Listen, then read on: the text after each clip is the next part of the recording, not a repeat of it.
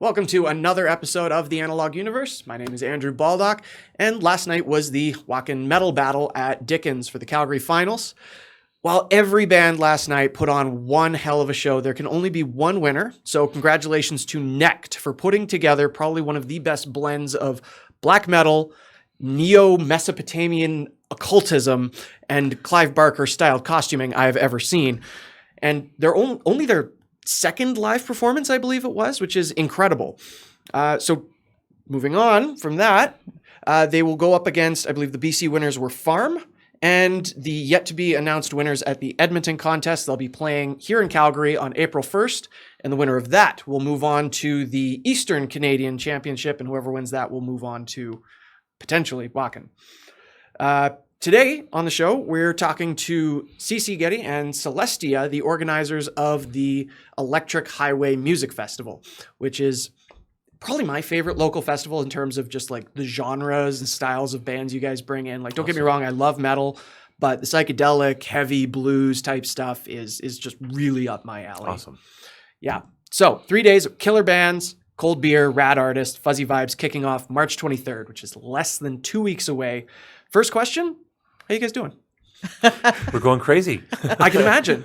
We're not quite into full-on panic mode yet. And by panic mode, I just mean everything all the time festival. Right. We're getting pretty close. Although Celestia might say differently. Well, yes, because I do all the behind-the-scenes stuff. And right now I realized, I have some artwork-related things I need to work on. So that's what I will be doing the rest of the weekend. But I don't feel panicked, which is good, because sometimes I do. I certainly did in 2020 before everything shut down. Right. That's for sure. Yeah. So this is the first festival back after the pandemic. Yeah. Now I noticed that like other festivals seem to like get back up on their feet almost as soon as possible, whereas you guys have more taken your time to come back. What sort of challenges have you faced coming back from the pandemic? And it was really a roller coaster. I mean, starting off with just how the pandemic came and went and came and went and came and went at least 3 or 4 times.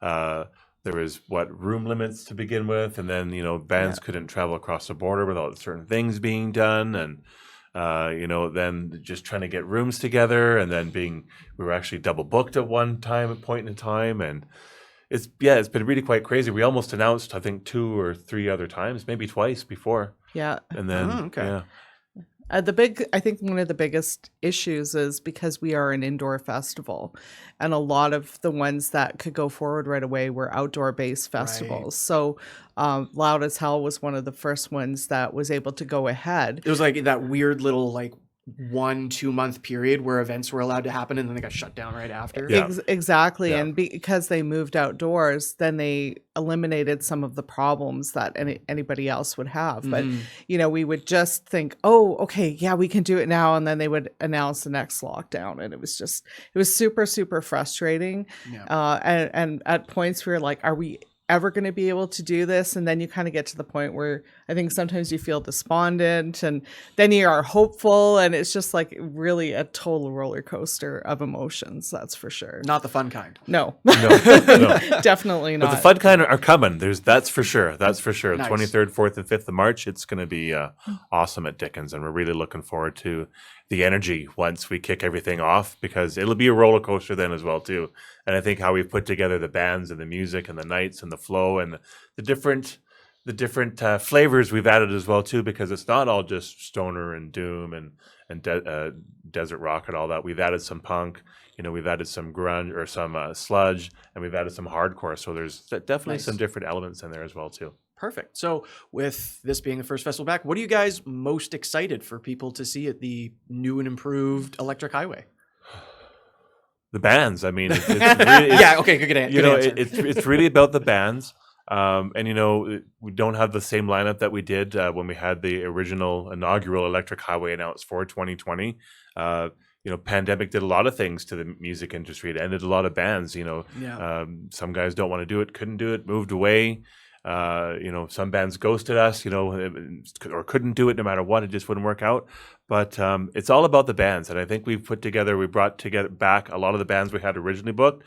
We really lucked out. I mean, bands like Hypnopilot just suddenly reuniting when we were looking for and not that we didn't have ideas for a Thursday night headliner, but we were kind of looking around, scratching our heads. We wanted to have a really good local band, and boom, all of a sudden there was this rumor going around that Hypnopilot were reuniting just in time for their 20th anniversary of their original album. And I said, get on it, contact them.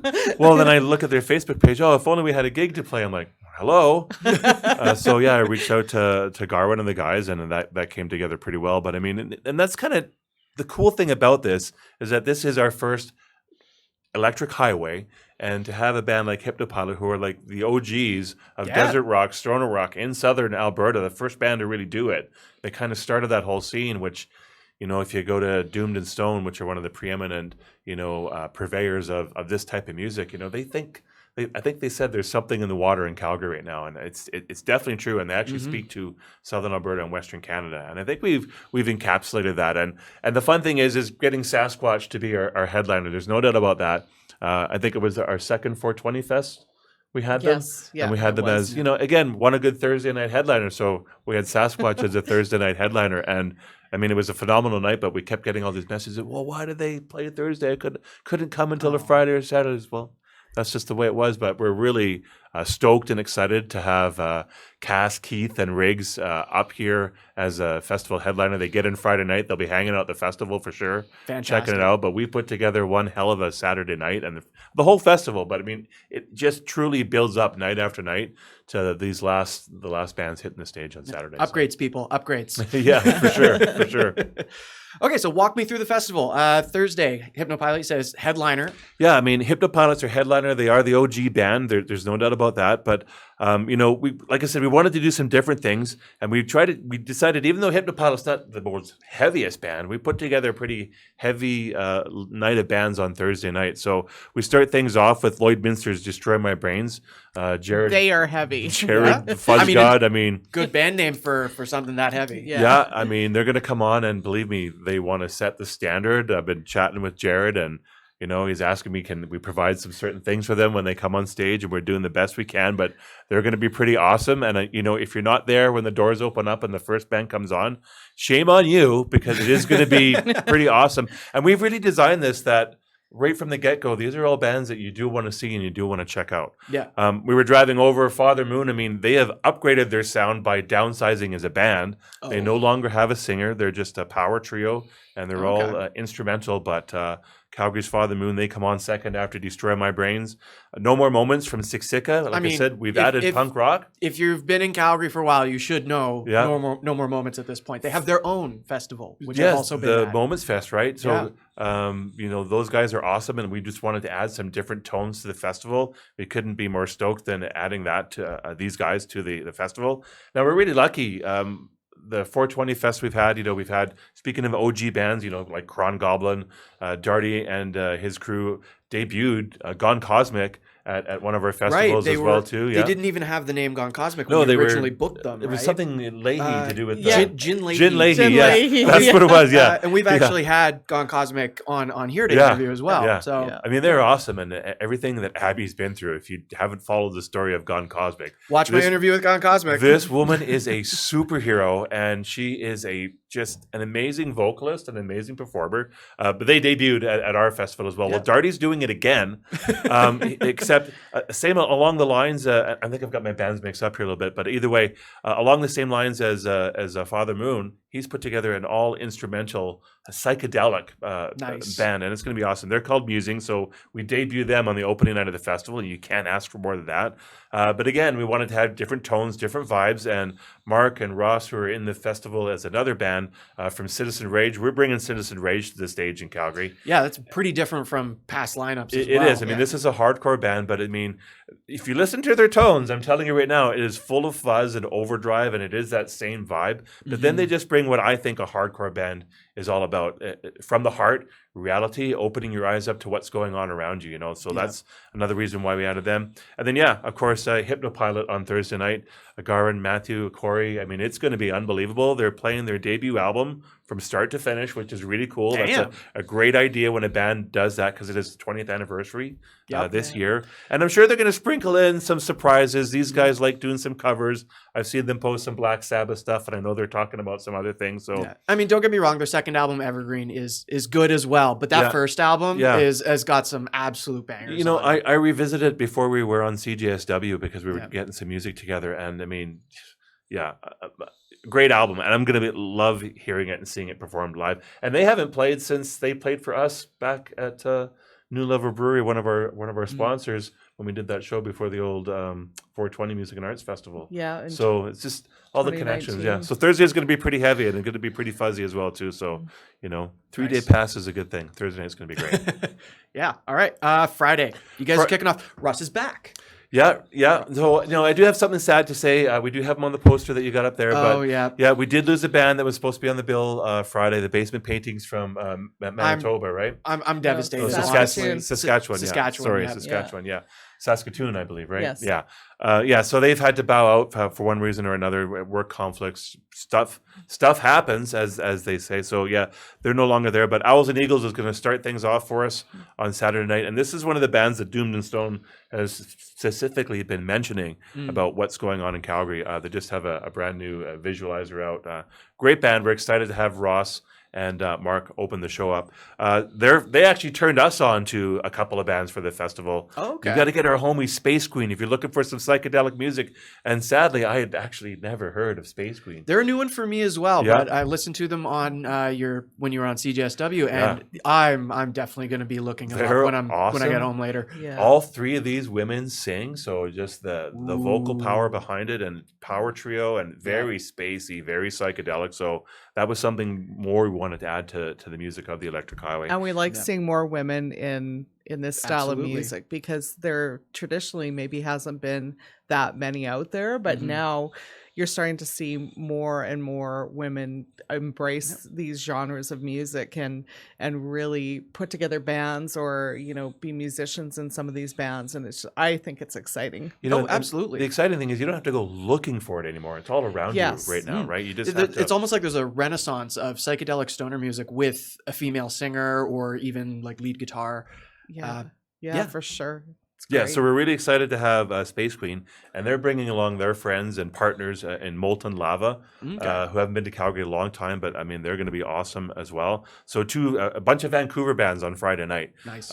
Original festival band we booked, Empress from Vancouver, they're coming out on Friday night as well. I mean, their music is unbelievable. Talk about heavy. We could have easily put these guys on a Thursday night, but we wanted to spread it out. But just very heavy, ambient, psychedelic doom metal. I mean, it's just oppressive. Yes, but at the same time, their music is very uplifting when you get into it and you listen to the lyrics. I don't know. I just find the music elevates me. As we were just listening to them as we were driving over today, actually. And man, the festival is definitely based in desert rock, stoner rock. And Calgary, I think right now is home to this band people have to get tuned into and checked into. They're called Hombre. And I mean, they, to me, everything about the desert, they're grimy, they're dirty. Yeah. And they like me saying that, actually, but that is what their music is. It really grabs onto that whole desert vibe where all this music has really sprung from, that whole area in California, Indio and Joshua Tree. That's where their music comes from. So we're really excited to have them on Friday night as well. Don't miss them. And I've asked them a special favor. I was at Dynamite Studios where they rehearse, and I'm in this room, and I'm not going to blow anything, but it was the 30th anniversary of a very pivotal album in desert rock and stoner rock coming out. That's all I'm going to say. And I heard it play, and I'm like, man, who is blasting this album right now? Because it sounded like the album. And I walked down there, opened the door, and there's Hombre playing this song by one of the greatest bands ever in this music history. And I'm like, I thought you were playing the CD or the vinyl. I really did. And they're all so appreciative. So I've asked, and they're going to do that for us. So you cannot miss Hombre on Friday night, on Friday night. After them is Set in Stone, another OG band from our 420. They've added a member to the band as well. Just put out an EP that sounds unbelievable. almost death metal vocals in some of this Really? stuff. But yeah, so I mean, they still have their traditional heavy psychedelic blues on the go, Right. but their music is really come a long way. And then of course Gone Cosmic on Friday night. We were almost had them as our headliner, and so stoked to get Abby back on the stage. I think it might be her first performance. Correct? I don't know. I might be wrong. It might be her first performance from her parachuting incident. That's what I'll say. You look into it, man. This woman, superwoman here. Like, that's all I have to say. The fact that she's up and around and performing is unbelievable. And from what Darty's telling me, nothing's changed. She's going to be an animal on the stage. So, her powerhouse. presence is incredible. She owns that. She might be one of the best front people of the whole festival. So I'm telling you, if you've never seen Gone Cosmic live, Calgary band, this is the time to come. I mean, if you haven't seen Gone Cosmic yet, where have you been? Yeah, seriously, amazing music. And then, also from the very first 420 Music and Arts Festival, these guys headlined 420, which was a Thursday night. We brought Black Massive down from Edmonton, and they're coming back down as well too. Always a good time. And these guys were all set to go out with a whole tour with an amazing album just as a pandemic. So kind of kindred spirits there, because everything was lost for them just at the same time as us. They weren't on the original Electric Highway, but now we have them on Friday night, so that's going to be pretty awesome. So again, Friday night shaping up pretty good, but everything really leads up to the Saturday night at the Electric Highway, and we really put a lot of thought into how this music was going to go. How many bands is it? 9 bands? 9 bands. 6, 9 bands on Saturday. The music starts at what time does the music start at? 5:30 p.m. So this is an investment, early start. but you have to be there to check some of these bands out. I'm telling you, things are going to get off to a very ethereal start, because it's going to be Garuda from Cranbrook, and this is sitar, bass, and drums. Like, this is Okay. yeah. All right. I'm telling you, there's a store next to Dickens that you might want to stop in there for a couple of edibles before and get in the mood, because these guys are going to welcome people into the festival with an incredible vibe. It's going to be really cool. And then for the first time ever in Calgary, coming down from Edmonton, Tebby and the Heavy, another band we were just listening to. That's just a fun band name to say. Yeah. Psychedelic surf rock. Oh, I mean, I I don't. love those. That's how I explain it. I don't know. Oh, What yeah. would you say? Okay, Celestia? we gotta connect them with the Garys. Yeah. Yeah. No, they're definitely, I would say they're definitely in that vibe. And I heard them and I went, oh my God, we have to have these guys at the festival. Her ethereal vocals Oh, and yeah, the sound they're of the so band, good. and surf rock. Well, nothing more to say about that. Right. Coming from Winnipeg, and this is going to be cool too, because as the festival gets closer and closer, we have an amazing backline from 440 Backline. So a lot of the bands really don't have to bring a lot of gear, but bands like to bring certain things, certain heads. Well, these guys, they have some stuff they want to bring, but all kinds of video projection is going to be going on. I love Keyboard. This is going to be something to see. So what I'm saying, you don't want to mess around. You want to be. Every band on Saturday night could essentially be a headliner. Man, I'm going to be at my vendor booth. Poke your head around the corner every once in a while there, Andrew. Right? So Sleeping Legion, all the way from Manitoba. We're really excited to have them again, another band from the inaugural festival. And one thing we were kind of missing, we've got the hardcore, we've got the punk, and of course, from those vibes comes sludge music in this scene that we love so much. So we're really excited to have Carlin and his guys in Iron Tusk are playing the festival on Friday Another night. Calgary classic. Yeah, well, they're from Six Sitka as well, right? Right, So, okay. But yeah, still, guys, this is A lot kind of their, Calgary their shows, home but base, yeah. And then, again, more adding to the festival, we've got like the Astro Prophets, who they're not stoner, they're not doom, but I mean, it's just like kind of heavy retro rock with that sound that we all loved in the 70s. And that's where this music was really birthed from. But we saw them playing Dickens, and amazing band, female-led vocalist, just powerhouse, dual guitars. It's going to be really awesome. And then things really start shifting up. Our friends from Brown Dwarf, these guys have added to their sound by adding to their sound. They've added a keyboard, instrumentalist, fun. twinkler, I think they call them. But I mean, their music is really pushing the psychedelic now. Before it just had that good fuzzy vibe, but now with what they've added with keyboards, it's pretty insane. We're really looking forward to having them. And true to our heart, they were one of our original bands as well too, from the 420 Music and Arts Festival. Buffalo Budbuster, proud to be wearing the shirt today. We had them on CGSW, debuting all new music, debuting their new bass player as well too. It is going to be awesome when these guys hit the stage. They have always come through for us. One of our favorite bands in the city, and they're not going to disappoint. the heavy and the fuzzy is so elevated now. I'm just telling you, it's going to be awesome. It's been a long time since I've seen them, so I'm very excited. You know, they were the last show that we did. That we brought the Church of Misery to Calgary. It was From kind Japan, of a precursor to the Electric Highway, almost like a getting you warmed up. Buffalo Budbuster was our local support, and that was one of the last show we did right before lockdown. It was just days after that everything kind of went. So and they were unbelievable. Like we've seen them so many times, but that night they were just like, whoa! I had never seen them like that before. They just totally took command of the stage and the crowd, and everybody was so into them.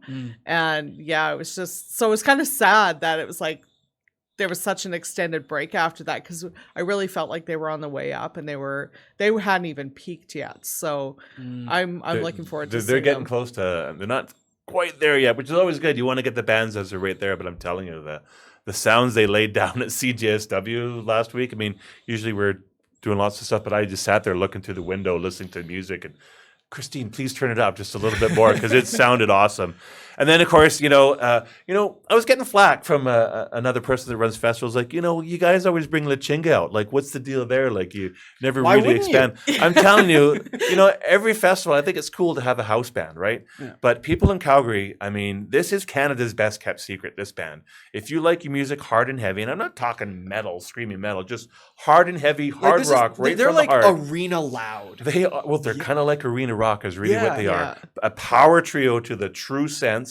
I mean, they're theremin on stage sometimes with these guys. Like, and we're so stoked. We've had them every festival we've had, yes. But we were the reason that they even come out of BC. These guys tour Europe. They tour all through the States. Of course, they play the Lower Mainland. You got to kind of watch. They don't play the places you'd expect to see. They play the dive bars and the biker bars and all that, because Carl, the bass player, lead singer, I mean, he's a biker, surfer, skateboarder kind of guy. That's his home, yeah. That's his zone, yeah. But I'm telling you, I'm not exaggerating. Canada's best kept secret. You have to come see these guys. They're going to lay it down like none other.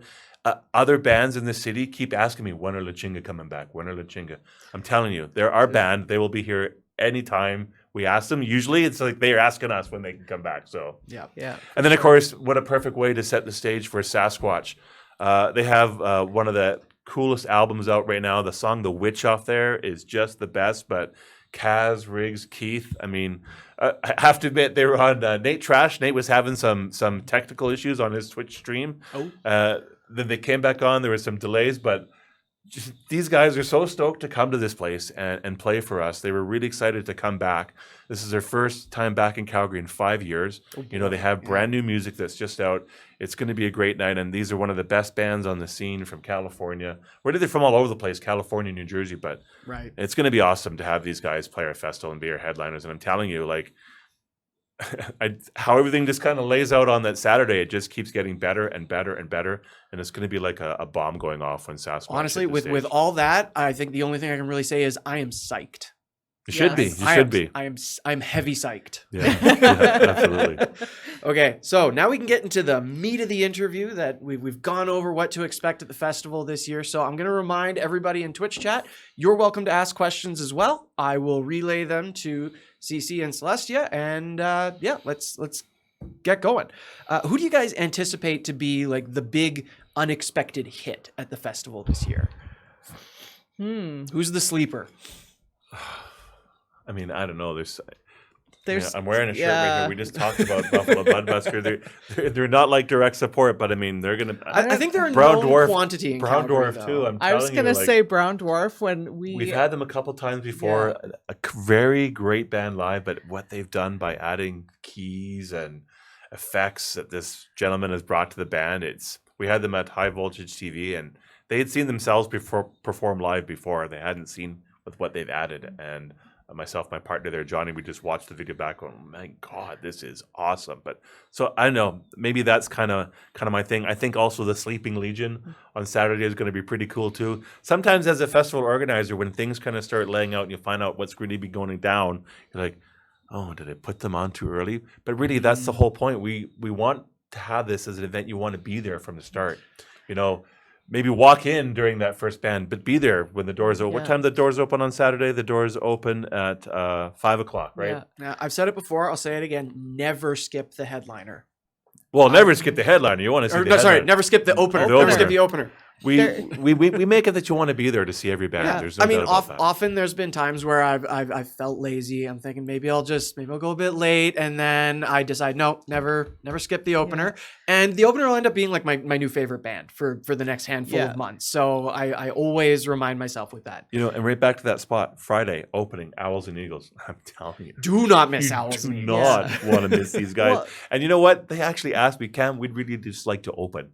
And, you know, from a musician That's admirable. standpoint, you know, we kind of connect. I can understand that sometimes, but, you know, yeah, we want you guys to open because we want you to set the stage for what's going to go down Yeah, put that bar high. on Saturday. And when you look, Friday, sorry, and when you look at the bands and how they come on after Owls and Eagles, it just, they really do set the stage for what's going to come on Friday night. So, I mean, there's a lot of bands that are going to be sleepers. I was going to say, I think that's the thing is like we are excited. We didn't just like put bands in as filler. We are truly excited about the bands that we have on the lineup, and we can't wait to see all of them. And we hope everyone that comes to the festival goes like you do. Mm-hmm. Oh my God, here's my new favorite band. That they're going to find someone out of there that they will. And I think Celestia nailed it. Right yeah, there. I think we have a broad enough selection of bands and styles of music in there within the same wheelhouse that you really could come and find something that you're going to love at that festival. I mean, Owls and Eagles in particular, I think, is a good like microcosm of what to expect at the festival as well, because really they've got the blues, they've got the psychedelic, they've got the hardcore, Yep. right? Like it's all kind of it's in there, and it's amazing how they can blend it together. And they're putting together a special set because usually they play 45 because their new album is kind of a concept album. It tells a story. Mm-hmm. But we bumped into Ross and Mark last night at the Vacan Battle, and Ross literally leaned over and said, "Oh, we're putting something special together for this." So I am really looking forward to it. I love those guys. Like I truly love those guys,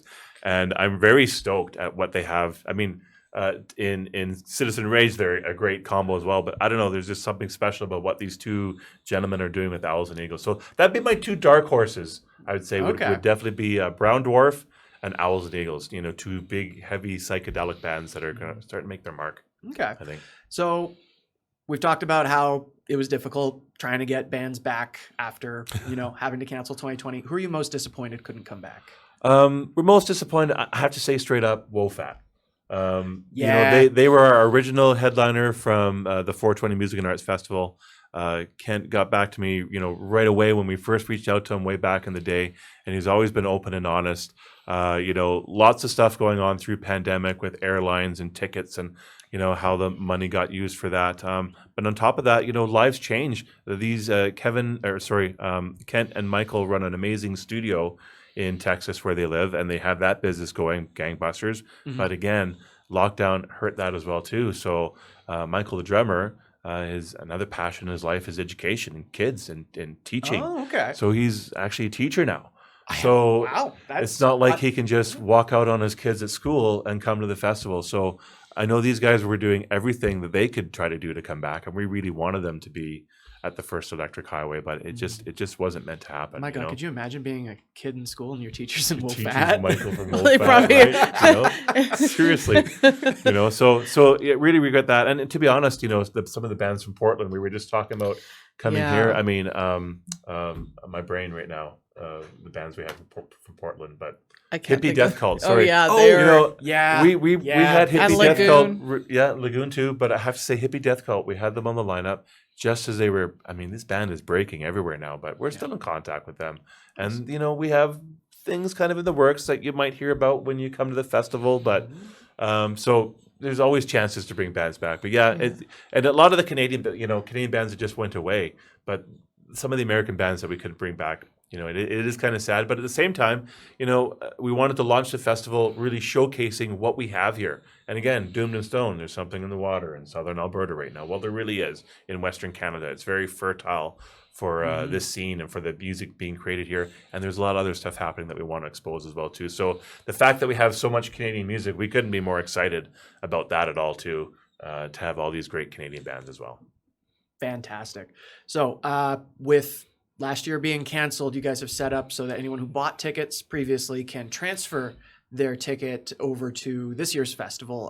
Yeah. Is that process fairly difficult? or- No, it's super, super easy. Like I actually have contacted everybody. So Hmm. check. Some people say, "Oh, I haven't received anything." Check your spam. Check your Yeah. junk. You never So know. how they originally registered for festival passes, I've sent emails out to them and explained the process, and they literally now I just sent individual emails.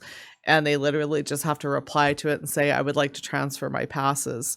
And I just say, okay, great. And I transfer them onto the list and away they go. It's super, super easy Wow, yeah, to that do. actually couldn't be easier. Yeah, I mean, that was one of the driving forces beside continuing, because at times we were like, are we even going to be able to continue this? Because there was just so many obstacles along the way, some that we haven't even mentioned. But I always really wanted to be able to move forward so we could, really show these people who actually had great faith in us and said, yes, you can hang on to our festival pass money and we will come to your festival in the future. There's some people that can't make it. I've received some messages where people are saying, wow, we're so happy that you're back. We can't make it this year. Can we come next year? And I'm like, yes, for sure. Oh, so that's an option too. You can It transfer is. to 2024. Or I think 2025. 3 years. We've yeah. actually offered, if you can't make it, you have 3 years to use up your original pass. We'd obviously like you to come this year, but sometimes it's just not possible. Yeah, and there's a few people that have said like things have been really rough ever since, It's rough Reality. out there for everybody right now. it really is. So And I'm telling you, especially if you're a musician Yeah. or you're in the arts, I mean, it's not like everything opened up and everyone's coming back. The venues are struggling still to this Hey, day. 10 out of 10, I do not recommend launching a party game in the middle of a pandemic. yeah, that was bad timing, but who would have known? So Hey, I didn't have to deal with the shipping issues. We got it like just before those started happening. that's But good. yeah. Yeah. So yeah, it's super easy to transfer. If you can't do it this year, we just, we'll contact you again next year and you can come in. And I mean, really the advantage of hanging on to your passes is most people got them at the early bird price of $50, which will never happen again. That's a pretty crazy price back Yeah, in the day. like but even then we were kind of going, oh, this I think is a bit of a crazy price, but a lot of people no wonder we sold so many tickets. yeah, a lot of people managed to grab them at that 3 days, price. $50. Yeah. Yeah, you can't go and I mean wrong. now they're 75 as your base price. Still a great price for 3 It days. is still a really good 23 price. bands, right? Yeah. So yeah, so thank you to all those people who did not cause a fuss or anything and just waited patiently, and you are being rewarded, I think. And that's another thing I really do want to point out. I mean, we never had a single, I'd say, like a nasty email of someone, what the hell, what the F. It was never that. It's just people asking, is it going to happen? Are we okay? Are we waiting? All right. And yeah, we said, this is not going away. It will happen. And we kind of stuck to our guns. And unfortunately, it took as long as it did. But, like I said, it was quite a roller coaster. There's some health scares in there as well, too. Yeah. I'm lucky to even be here, to do the festival, to be quite honest with you. So You want to elaborate on that? Oh, well, look, it's a long kind of story, but, all I'll say is Celestia, who's very in tune with everything going on, woke up one morning not feeling very good. I was bleeding internally like crazy. I have Crohn's disease. In the long run, it wasn't the Crohn's disease. It was something else, and they literally had to open me up to find it. But But he just about they did not originally, the Crohn's make doctor it. asked me to go to their hospital where he works out of, but he was on vacation. But it had been a nice and easy entry, but it's a 45-minute drive with traffic from where we live. And Celestia, well, no, they diagnosed you with Crohn's. We're at the Rocky View. We're taking you to the Rocky View. It's 8 minutes from here. So, okay, whatever. And off we went. And, I still got in very quickly there once they knew what was going on with me. But in the 10, 15 minutes that I was waiting, it was just happening. And when I finally got called up to go to my emergency bed, that it was over for me. I got up. It was like a big black tunnel vision, and I was gone and out. And long story short, I was bleeding so bad internally that when they started doing quick hemoglobin tests, I mean, hemoglobin, that's the microorganism that gets oxygen into your cells and keeps your cells alive and keeps you alive. Well, a guy my size should have been in the 200s. You should be in the 90s just to feel good about life. Well, the first time when I went out on the floor and passed out and they quickly hooked me up, I mean, I was in the 16, 15 range. Lord. And then when I woke up, and they were actually the big, massive offensive lineman-sized nurse who was big enough to pick me up, we're surprised to have you back. You told me what was going on, and told me about how these hemoglobin level works and how bad 16 was. And I'm like, well, what's going on now? He goes, well, it's going to be raised. We're infusing. They weren't transfusing. They were like infusing highly oxygenated blood into me. But you're start to climbing, but right now you're at 12, and if you fall below 10, you're pretty much toast. There's no coming back. And I won't really tell the whole story, but I had trouble getting into the back to see him. And finally, one of the nurses called and said, we need you in here. And I was like, oh, this is not good. So I got there just as they were getting ready to start doing the transfusion. But I mean, long story short, he ended up having 10 transfusions. 11. You have 10. You have 10 pints of blood in you. Yeah. And I had 11 pints put back into me. Just a full refresh, eh? Yeah. Pretty much. You got hard rebooted. Well, but honestly, straight up, Dr. X, go to this hospital. Celestia, we're going to this hospital. And the big nurse explained to me, because he knew what was going on. He had heard some of the stuff they were talking about. But he's like, well, if you had gone to the other hospital, look at the time, you would still be driving right now. And the thought came to my head and that's what he said, you would have been unresponsive without a doubt. Jeez. By the time you got to that hospital, and who knows, your wife running in and out, getting attention, he has said to me, I don't think you would have made it. So the fact that I'm here, I owe everything to Celestia. Damn. But I mean, that was another big thing that messed me up for another 3-4 months. Right around the time we were looking at launching, we were working with Factor, and that was all coming through, but then we didn't know what was going on with me, and it's pretty hard for the guy booking all the bands. When you're literally fighting for your life, and then the treatments afterwards to get my energy levels back. Well, and having surgery. He also had major surgery. Major surgery. So They cut me open, did all kinds of stuff. And that's how they found it wasn't the Crohn's, it was something else, kind of crazy. But we're all good now. We're all good now. We're good. Hopefully the Crohn's might even be gone. We'll be finding that out the week after the festival. Right. So you never know. Yeah. Things are looking up. So this medical education moment brought to you by WOFAT. There you go. Okay, so we've talked about the bands, we talked about the festival, the tickets. Let's talk about the expo. Yeah, well, that's Celestia's gig. She put that all together. Well, and it was... And is still putting it together. Yes, it's been super challenging because, of course, we've had to make some changes. We had a fairly last-minute venue change, which delayed us announcing everything and getting the information out to people.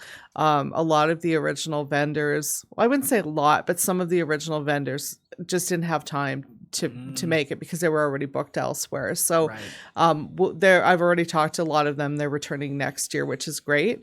But I mean, the two longest vendors that have been waiting are... Me. I will always be there.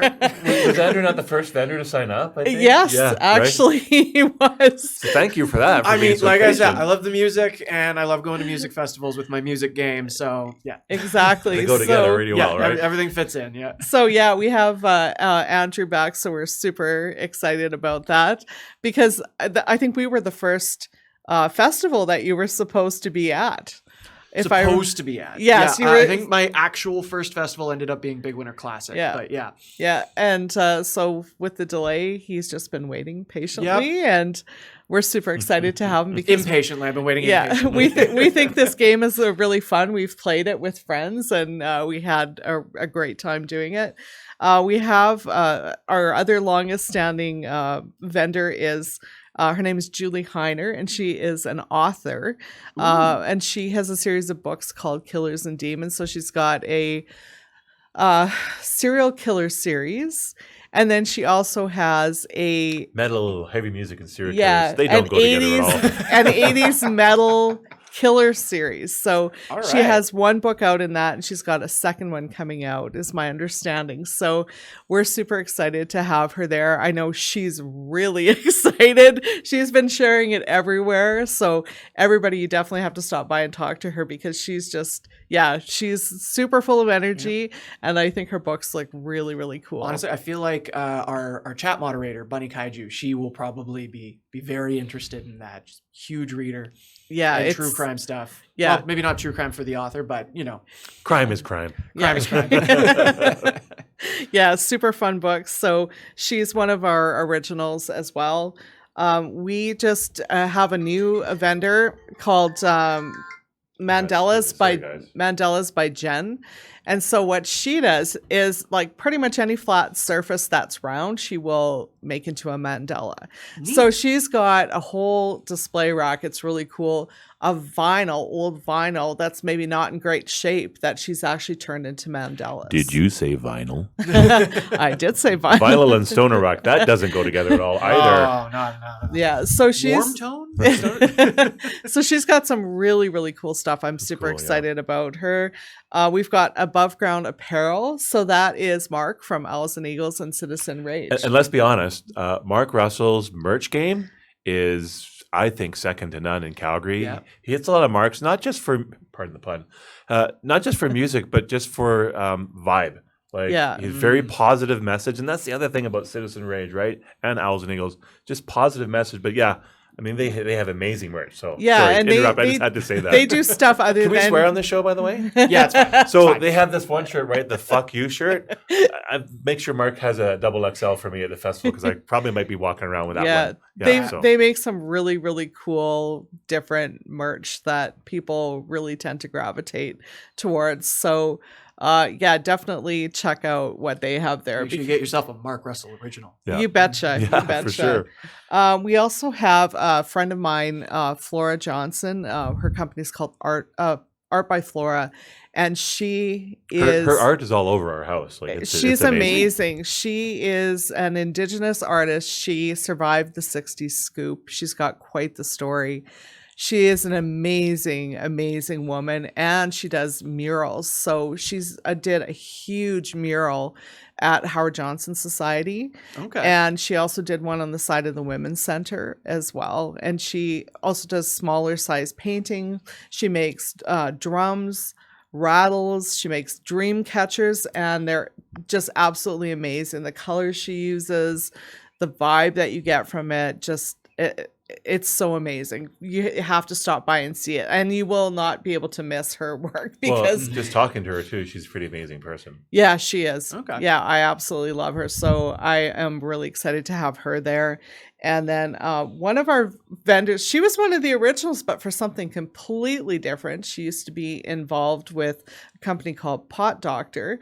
So it was all paraphernalia. This is going back to the 420 Fest now. You betcha. Yeah. And since that happened, she's no longer involved with that company. Mm-hmm. But she's an artist as well. So her company's called Don't Play at Work.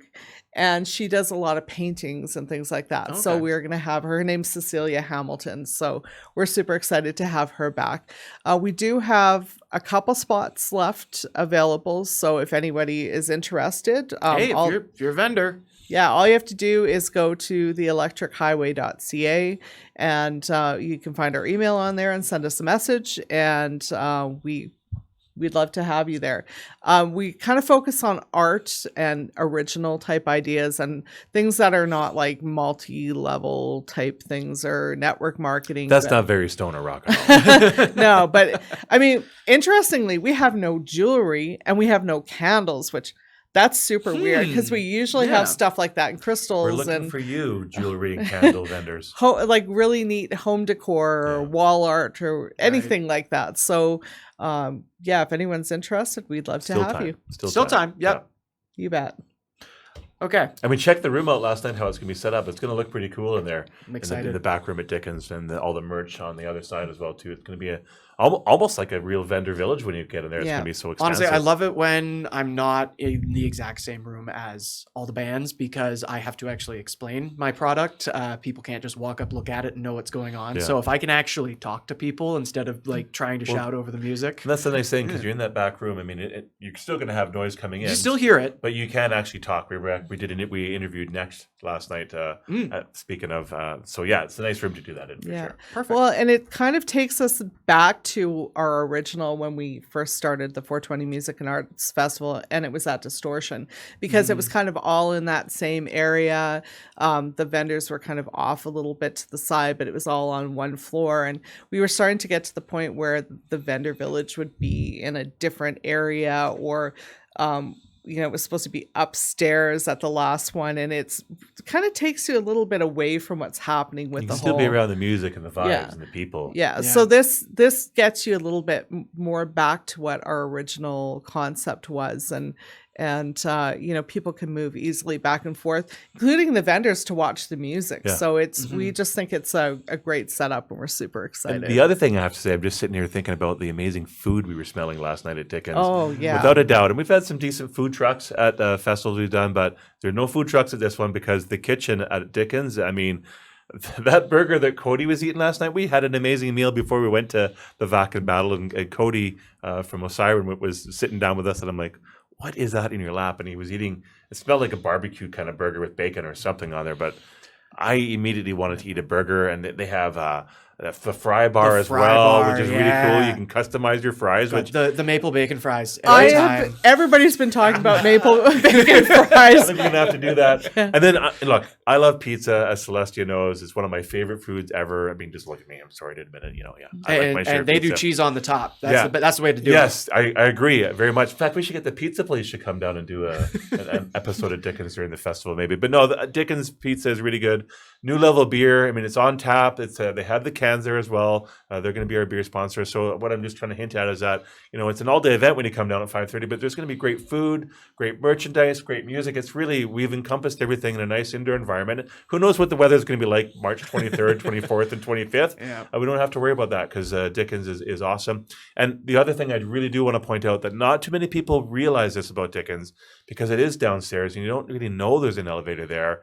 And maybe one thing we should get Chris to put up a handicap accessible sign so people do know. But if you're a little bit challenged, if you're in a wheelchair, Dickens is fully wheelchair accessible. I had no idea. Yeah, just come downstairs, ask the door personnel. They'll get the elevator going for you. And here's the other really great thing. Again, it's all day long festival. There is a private, handy, accessible washroom. So even if you're in a wheelchair, it has all the bars and handles so you can get in and out. And there's more than enough space. And it's a private washroom. So there's not all the punters running in and out and all that kind of stuff. It's just be you in there and you're all set. So I really want to get the word out because each time we mention that, people are like, really? I didn't know that. Yeah, I had no clue. Yeah, so and my uncle has MS. He's in assisted living. This man has not been to a concert in decades, and he is so stoked to be coming. But that was his one thing. Is like, Dickens, isn't that in the basement? Yeah, there's an elevator. We'll get you in and out. So yeah, it is very easily accessible for anyone to come. And Dickens, of course, very open, very diverse. I mean, the culture around Dickens. Same with us.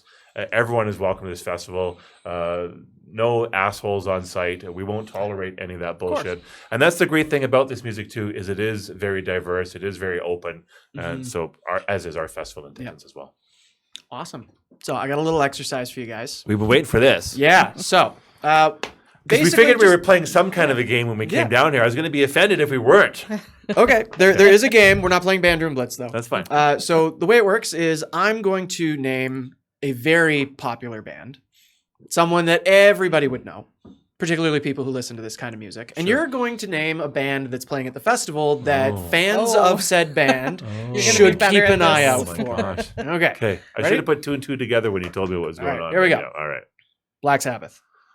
Black Sabbath. Well, so just from the fuzz that goes on some of that OG Black Sabbath, I would have to say Buffalo Budbuster from the fuzz. Maybe a little bit of the Empress from the big oppressive doom sound that you would get as well too. And maybe some of the tones of Father Moon. Like I'm telling you, this whole instrumental thing they've got going, that would kind of be my thing. Okay. Would you? Yeah. Celestia's nodding her head. So, and thank goodness you have them up there. It makes it a little bit easier to think about actually. So yeah. Okay. Sleep and or Om. Well, you might be looking at Sleeping Legion right there with the psychedelicness that they're going to bring. Maybe a little bit of Brown Dwarf. Yeah. Yeah, I would say Brown Dwarf has really kicked that up a notch. Yeah. Okay. Yeah. And then more on the sludgy side of things, the Melvins. Well, I think you're looking at Iron Tusk. That's the first thing that pops in my mind there. Sludgy. I mean, I don't want to use the word sloppy, but I mean, it's just sludge. It's just kind of greasy and slides around all over the place. The Melvins, which my coworker Zach was here because he's a big fan of the Melvins. Yeah. But I would say Iron Tusk for sure. Okay. Yeah. Okay. And we talked earlier about famous albums within the genre. Caius. Who's the Caius? Who's for the Caius fans? Well, from the desert. I mean, it's simple as that. I'm going to go right to Hombre. Yeah.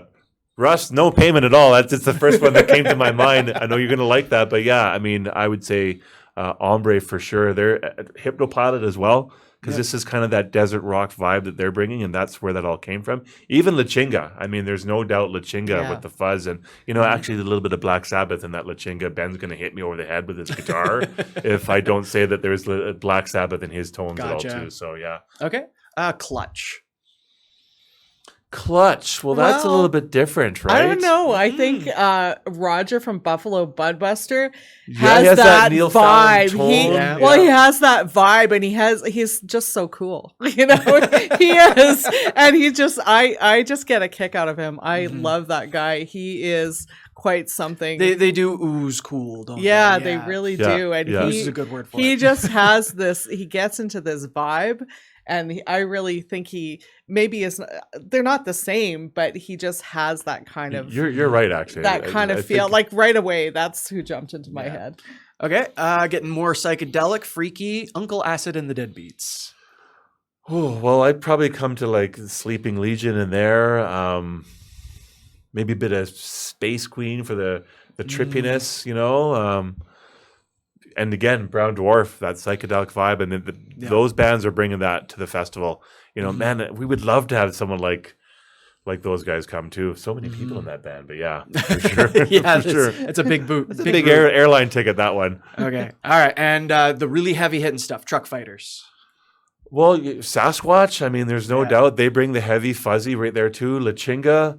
It's fine. I was thinking of Truck Fighters today. Actually, I was thinking back when we brought them to Distortion, and then we also brought them to Dickens too. But yeah, the vision that I see in my head, and one thing I want to say is Slim Biz, who filmed the Distortion show, he's going to be filming at the Electric Highway too. But yeah, Truck Fighters. Okay, good name. Maybe one day. Maybe one day. This next band, I'm specifically referring to the old stuff, not the new stuff. Okay. Alice in Chains. Alice in Chains. Sorry, referring to the old stuff you're saying, right? We're talking like Dirt, Jar of Flies. Yeah. I mean, don't get me wrong. I like that's a tough one. The Devil Put Dinosaurs here, but I'm thinking like the classic Alice in Chains. Yeah, that's the stuff I love. I don't know. That's a tough one. Not quite represented here. Maybe you get a little bit of ombre in there. Some of the tones are different, but the riffs, maybe a bit of Black Mastiff kind of in there. I mean, Gone Cosmic? No, maybe not. I don't know. That's a tough one. That one is maybe a little less represented here. Okay. All right. Getting more into the psychedelic stuff. Black Mountain. Well, I would say a bit of Black Mastiff, some Brown Dwarf. I mean, Black and Black, right?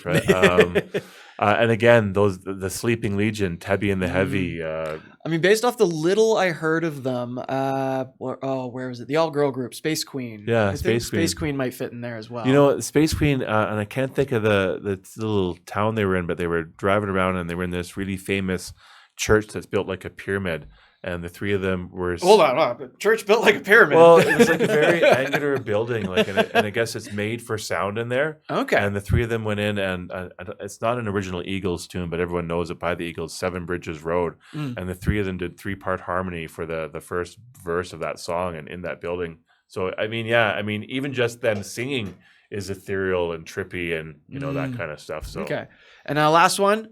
It's stoner, but it's got like a bit of a funk vibe, maybe some world beat to it. I Mother Earth.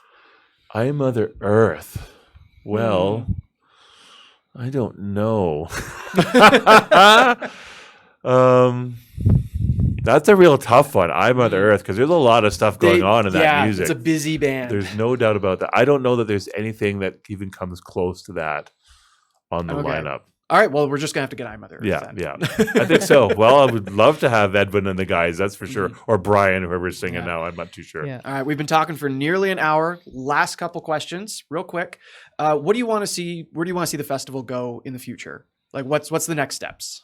I mean, we're putting this thing together to be a destination festival. We have people coming from the United States, from England, right? Those are confirmed. They're still coming to the festival. That's the idea. So, we want to definitely highlight and focus on the amazing music that's in this area. That is definitely the idea. But at the same time, bands like Sasquatch and some of the bands that we were talking about that we had on the original festival, there's also another reason why we've kind of put it into March. A lot of these stoner desert rock festivals that are world famous and to attract all the bands we're right around the time that we were doing our original festival date. So maybe April it's a happy accident that it's kind of moved to March, because now we're ahead of a lot of that stuff right now. Right. So I mean, there's not a whole lot going on in March as far as music festival goes. no, It's there fairly early. really isn't. There is another stoner rock festival happening based on a record label, but the fact that we're not up in competition with something called Desert Fest, which are all over the place now. Yeah. Seem to be more pervasive and more than popping up, because this music is popular. This music isn't going away. Yeah. It is kind of the underground right now, but as we know, underground tends to come around every once in a while too, and then it tends to go back down, and that's fine. Yeah. But rock's not dead. No, it's just rock. sleeping. I'm telling you, it's funny that we're talking about that. Rock is definitely not dead, and if you want to see 23 examples of how exactly it isn't dead, come to our festival. Many different sounds, many different vibes, but it all comes from that same heart, is just that whole rock attitude of, let's just have a good time, right? Yeah. Yeah, and I think we really want to look at bringing in bands that haven't been here before, if possible. that's We the love big thing. doing that. And just kind of expanding and bringing different acts, and we don't want it to be the same every time for people. We want to bring other people in as well, and have a combination with bands that we've had in the past to bring you Even Fat as far away as Texas. exactly. Well, we've had bands from the UK. We had the Grudge when we were at our last 420 festival, right? So There's a lot of great bands out there around the world. we've talked to many European bands, and from one reason or another, but like I say, we're talking about truck It's fighters. tough to You get just Europeans to never come know. out to Canada because everything's so far apart. Well, and I was going to say, we have a band that we love in Brazil that I would kill to have The come. Evil. Check out their just about to Oh, release a new album. Yeah. But trying to get them here, that is like, the flights are ridiculous. I can imagine. So One day. It's a wish list. Maybe that's the bucket list, hey? yeah, I think so. That's my bucket list. That brings me to my next question. What's way out in the future? What's the dream where the festival goes? What's the end goal? Well, I mean, we want to still keep it multiple days. We want to bring these bands that we're talking about. But I mean, ideally, we would be at, and hey, nothing against Dickens. There's no doubt about that. It's fun to start off something like this. But I mean, ideally, we'd love to be at a place. It's an iconic venue here, the Great Eagle, or the convention center. I don't see this ever as a Saddle Dome thing, or and I like the times that we have it in the spring, no matter what as well too. So I don't always see this as being something that's outdoors. Great Eagle could be pretty cool. That's actually a great idea. Do any festivals happen at the Great Eagle? No, it's funny. We looked at doing the 420-ish stuff at the Great Eagle when the laws were all in limbo, and because they're on indigenous land, reserve land, right. Things work differently there, right? Yeah. But I mean, in Calgary, under 500, I'll say right now, 100%, Dickens, that is the place to be. 500 or under people capacity. Dickens is the best music venue in Calgary, and we've been to them all. We've had our festival at a few of them. We go to them all. I just think, and not just because we're there, the goal always was to get us at Dickens, and it took the pandemic for things to happen, unfortunately, in the businesses above Dickens for us to do this. But everything happens for a reason. But happy accidents. Above 500, I think the Grey Eagle is probably one of the most outstanding venues. That would be in amazing. Calgary right now, I think that would be Grey fantastic. Eagle. Hear what we're saying. You never know. A couple of years we could be coming for you. Yeah. Okay. And I think multi-venue would be cool too, actually, to be quite honest with you. We've kind of dabbled in that. That's very challenging, but that is something in who knows? we could do that underground as well. stuff at Dickens, and maybe have a chat with the folks over at the Blocks. I can introduce you guys. Yeah. Well, and I was also going to say is expanding a little bit on the style. I mean, that's part of the reason why we switched to the Electric Highway was to be able to add other music. Are we going to ever have like death metal on its own? No, probably not. But there's a lot of stuff that sometimes there's loud as hell fits. for that. Yeah. But one thing we want to make sure we get off is where can people get tickets and all that stuff, right? Ooh, important. It's super easy. You just go to theelectrichighway.ca and go to the store tab, and you can get all different configurations. Tons of configurations. Hit us with the link, Bunny. Yeah. So 3-day passes, 2-day passes, single days, and combining. You want to go Thursday, Saturday. You want to go Friday, Thursday. It's every week. You can combine it however you want. Yeah, and I think 3-day pass, I think, is still the best. $75, 23 bands. You really can't go wrong. Yeah, $25 pass. Honestly, just one day of these, if it was only just like the Thursday, I'd still pay $25 for that. Like it just makes sense. Yeah. Cool. All right. Well, thank you so much for coming Thanks on, for you having guys. us, Andrew. I can't wait to be at the festival again. If you're coming out, come say hi, sling some cards with me. Festival kicks off Thursday, March 23rd, goes to Saturday. It's less than 2 weeks away. Tickets still available. Vendor booths still available. So, we're going to call it quits there. It's been another episode of The Analog Universe. My name's Andrew Baldock. Good afternoon.